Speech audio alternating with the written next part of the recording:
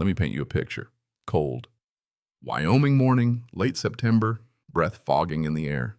And I'm out front splitting firewood, just trying to get ahead of winter. That's when everything changed. There she was, Lillian Brooks, standing on my porch like some kind of judgment day in pearls. Clipboard in hand, posture, perfect lips pressed into that thin little smile that never meant anything good. She didn't even bother with a greeting, just looked right at my firewood and propane tanks, already deciding I was the day's big problem. My name's Ethan Walker. 4 years earlier, I'd picked up 5 acres at the edge of Silver Pines, hoping for peace, some space, the freedom to live without somebody measuring my grass with a ruler. Out here, the mountains are always close. The winters come hard, -20, sometimes -30. Power can go out for days. So I did what anyone with common sense would: stacked firewood in neat rows, tarps, and all 6 propane tanks bolted down behind the shed, backup generator, wood stove, the whole setup.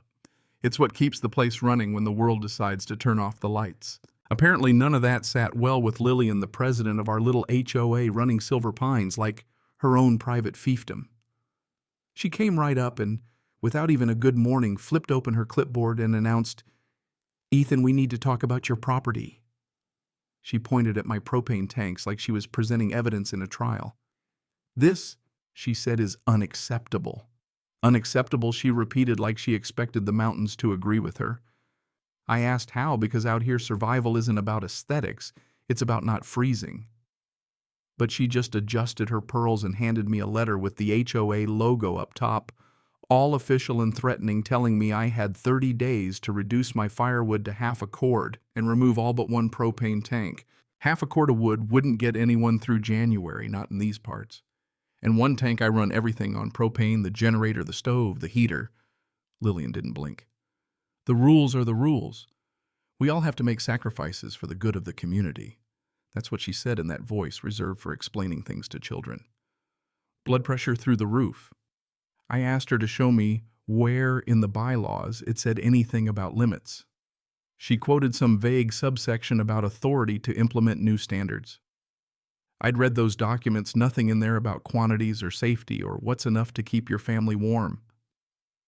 This was overreach, plain and simple. She didn't want a debate.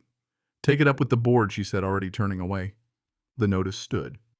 So I went inside, highlighter in hand, combed through every line of every HOA document I owned. Nothing in there justified it. They were twisting the rules, hoping nobody would notice. First, I tried being reasonable. Sent emails explaining the real dangers of mountain winters, past emergencies, how folks relied on backup plans out here. Every reply came back a canned response: "Please comply. Failure will result in fines." Day 31, $50 fines started showing up every single day. I didn't pay, didn't budge. Certified letters landed next: threats, liens, foreclosure warnings. It became clear this wasn't about wood or propane. It was personal. So I started talking to neighbors quietly at first. Turned out I wasn't alone. Maria got cited for her garden trellis. Kevin got fined for parking his work truck at his own house. Somebody else got a letter about their patio chairs not matching approved patterns. It was all pressure tactics, picking people off one at a time. Then I learned about Lillian's brother-in-law, Marcus Hale, owner of Hale Community Management, the company handling our HOA's money and maintenance. That's when it all started to make sense. I requested financial records, my right as a homeowner. They stalled, delayed, only gave them up when I threatened legal action. What I found was jaw-dropping. $15,000 a month in management fees for 180 homes, almost triple what other developments paid. Charges for repairs, nobody remembered inspections, no one had seen maintenance, with no proof. Meanwhile, winter was closing in and my fines climbed past $3,000, then $5,000. Another letter from Lillian, this time a foreclosure warning in red ink. That was the last straw. I went to the county records office, dug up every development document, every old contract I could find. That's where I found the big reveal. When Silver Pines was built, they installed a central underground propane system managed by Hale Community Management. Every homeowner connected paid inflated rates through HOA fees, except me. The previous owner had started disconnecting, told me the whole system was a scam, so I finished the job, got my own supplier, and tanks cut my costs by 1/3. That made me dangerous. If other folks followed Marcus and Lillian would lose thousands every month. Suddenly, all those threats, fines, and warnings made perfect sense. They weren't about community standards, they were about scaring me back into their system, protecting their cash flow. Looking at the law, here's the thing. HOAs can make rules, sure, but they can't be vague or enforced at random. That's intimidation, not governance. In the eyes of the courts, what Lillian and her board were doing was arbitrary enforcement. Abuse of power, plain as day. HOA board members are supposed to act in the best interest of the whole community, not themselves or their relatives, steering contracts to family. That's not just unethical, it's potentially fraud. And it's a classic psychological game, too. When people in power feel threatened, they don't usually address the real issue. They find a scapegoat, manufacture a distraction, and try to make the troublemaker look like the villain, if you give in once they own you. The real lesson here, HOA conflicts are almost never about what they say. It's about money, ego, and control. Firewood was just the excuse. Once I figured that out, I stopped trying to reason with the board. No point negotiating with someone desperate to protect a scam. Instead, I documented everything and found backup. That's when I called in Vanessa Morales, a lawyer who specialized in HOA battles. She went through my pile of records and emails, then leaned back and said, "They've been sloppy. That's leverage.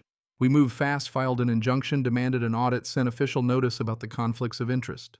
And then I sent a letter with all the evidence to every homeowner in Silver Pines. No drama, no accusations, just facts, numbers, records, relationships. Here's what I found. Decide for yourselves. Within hours, my phone was blowing up. Neighbors wanted to know if it was real, if we were really getting ripped off. Lillian called next, voice shaking with anger, accused me of spreading lies. I told her they're public records, Lillian. If it's all above board, there's nothing to worry about. Click. Next HOA meeting, the place was packed.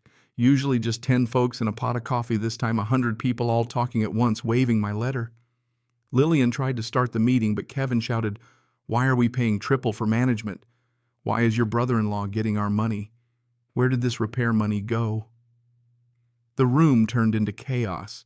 Maria called for an independent audit. Rachel Kim, another board member, stood up and made a motion to suspend Lillian pending investigation. 4 for 1 against. Lillian turned red, accused everyone of paranoia, but Rachel said, "What we need is honesty." Bang. Lillian suspended, effective immediately. Relief didn't last long. 48 hours later, Sheriff's Deputy Harris showed up at my door. Lillian had filed a complaint, said I was threatening and harassing her. All nonsense. I showed the deputy every text, every call, every email. He shook his head, said it looked like retaliation, but he still had to file the report. That's when I realized how dangerous desperate people can get. 3 weeks after the audit landed, Hale Management had overbilled almost $60,000 a year. Fake repairs, phantom contracts, undisclosed family ties. The board fired Hale, filed suit, permanently banned Lillian. My fines wiped clean, my emergency setup became the community example. But paperwork doesn't keep you warm in winter. December hit hard, -25, rolling blackouts, propane shortages. Tom Parker, my retired engineer neighbor, showed up looking worried. The central system was failing. No maps, no records. Hale Management had kept everything secret. We found the main vault buried under snow, spent hours digging, patching, rerouting. Got heat back for most homes, probably saved more than property that night. A week later, I got a call from Deputy Harris. Detective Reed had found messages between Lillian and Marcus right before the outage. He's ruining everything. Something needs to happen, just enough to cause problems. They'd sabotaged the system on purpose, hoping to make me look like the villain, hoping to scare the community back into line. If we hadn't fixed it, people could have died. They were arrested. Fraud, conspiracy, reckless endangerment. The story hit the news. Both took plea deals. Marcus got years. Lillian banned from any future leadership. The board passed new rules, transparency, emergency readiness. My setup became the new standard. Looking back, it's still wild to think that a simple woodpile and some propane tanks uncovered something so rotten. Most folks buy into an HOA thinking about snow removal and trash pickup, not corruption. But small power changes people. Sometimes folks forget the difference between serving and controlling. That's where things go wrong. The biggest lesson. You don't need to be loud or pick fights to stand your ground. But you do have to pay attention. Read the fine print. Ask questions. Most abuse of power starts small, a warning letter, a fine. That's when you have to decide if you'll push back.